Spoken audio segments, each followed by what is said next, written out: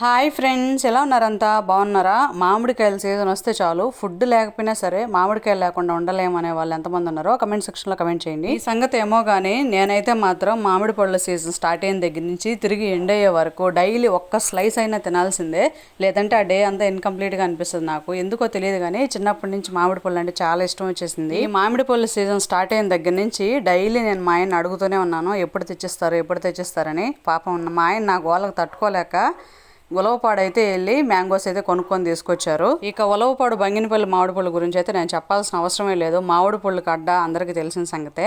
మామిడి పళ్ళ కోసం ఉలవపాడు వెళ్ళాలా ఏంటి, ఇంటి దగ్గరికి బండ్లు వస్తుంటాయి కదా, తీసుకోవచ్చు కదా అనుకుంటున్నారు కదా. ఉలవపాడు దగ్గర అయితే చెట్లకి తెంచినవి, అలాగే మందులు లేకుండా చెట్లకే పండించినవి తెచ్చి మార్కెట్లో అమ్ముతారు. అందుకని చెప్పి మా వారు ఉలవపాడికి వెళ్ళి మరీ పళ్ళు తెచ్చారు.